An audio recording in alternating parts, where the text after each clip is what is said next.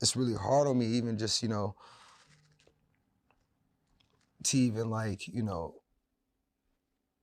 man, even,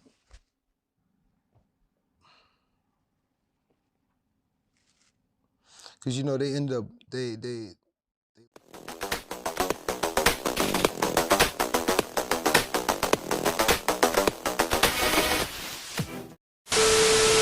Hey yo, what's poppin', my fellow music lovers and listeners? Welcome back to Multifaceted Media Entertainment. And today we got a brand new video for you guys. Now in today's video, we're gonna be talking about this new interview of sorts that Travis Scott did with Charlemagne the God in relation to the whole Astroworld tragedy that happened about a month ago. And I believe this is the first time he's actually addressed the issue publicly, except for that, pseudo heartfelt Instagram post that he made. I think it was either the night after or the same night of the event or the tragedy.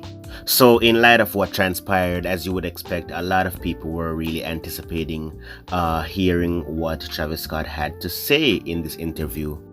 And I imagine also that a lot of people might have already written Travis off with their, kind of preconceived ideas of how this interview is gonna go, or just had already made up their minds that there's nothing that Travis could possibly say in this interview to kind of sway the way they feel about him in light of what had already transpired. But before watching this interview, I was kind of confused, not only as to why he chose to do this, but why he chose to do this right now. And I have to say, unfortunately, I left the interview just as confused as I did going into it. Because despite the fact that this interview is over 50 minutes long, it really essentially is just a big ball of nothing. No new information is conveyed. Travis Scott fails to take responsibility for absolutely anything at all that transpired. And I think he even more so leaned towards kind of painting himself as a victim or grouping himself with the victims in this sorta we're all going through this, we're all in this together, I'm with you if you need me kind of way. And when he's not doing that, he's just kind of painting himself or trying to paint himself as having no responsibility in the matter at all. So Charlemagne did ask him some good questions though, most of which Travis just kind of stumbly danced around.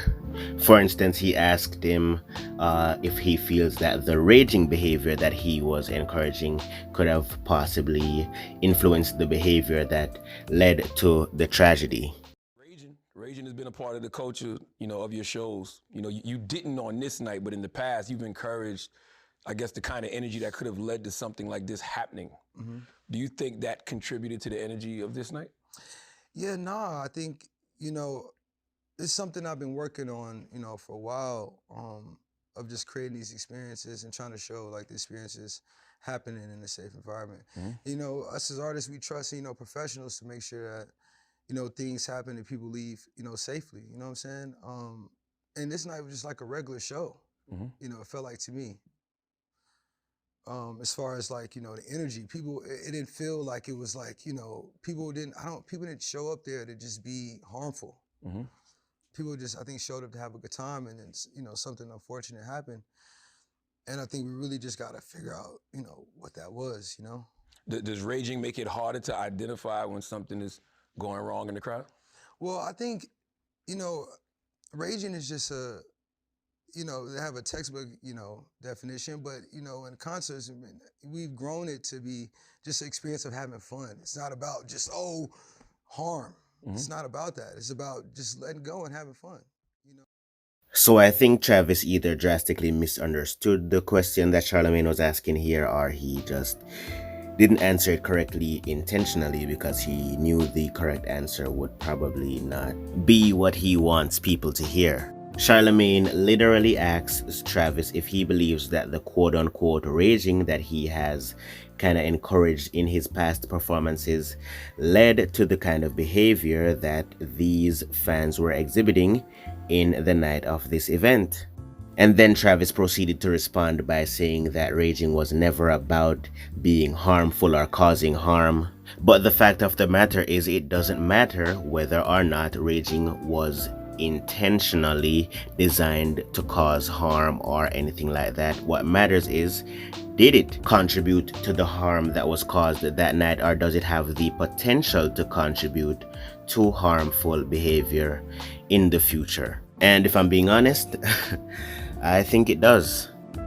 I also noticed that a lot of the time Travis was referring to incidents like this in general instead of kind of focusing on his specific incident or what happened at Astroworld specifically, saying things like this isn't the first time this or something like this has happened, or saying things like us as artists need to get to the bottom of this and find out what exactly happened and what could have caused this to make sure that it doesn't reoccur, trying to paint this incident as more of a regular occurrence than it actually is, when in actuality I do believe that a lot of artists already have this figured out, which is why it hasn't happened to them. I mean, even you yourself mentioned in this interview that there have been venues that have been more packed than this one, but what you failed to mention was that there weren't tragedies, at least of this magnitude, at those events. So I mean, I guess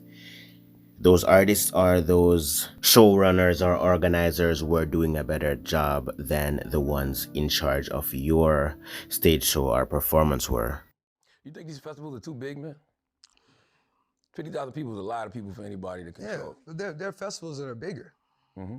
you know, way bigger. And, you know, I just think it's not about the maximum of it. I think it's about the attention to what's going on. But yeah, I think one of the other good questions that Charlemagne asked was, knowing that inevitably the families of some of the victims that have passed are definitely watching this interview right now, what would you like to say to them? And Travis responded by saying this.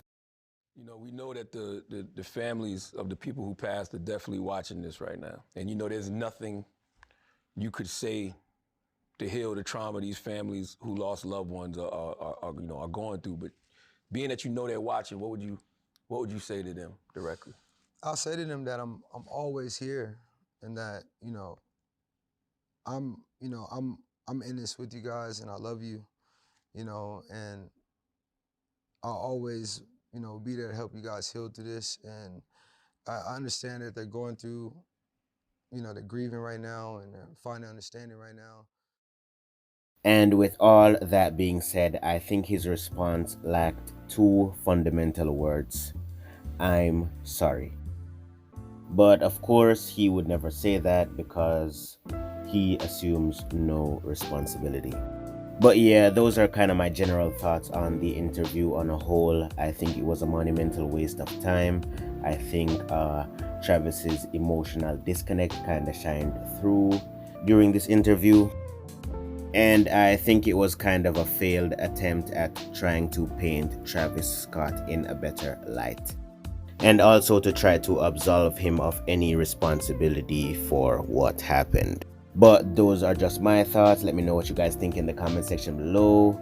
I'm probably going to be pissed off that I forgot to mention something that I wanted to mention after publishing this video, but it is what it is. But yeah, let me know what you guys think in the comment section below. Condolences to the families that have lost loved ones in this tragedy. And once again, this has been Multifaceted Media, and I'm signing out.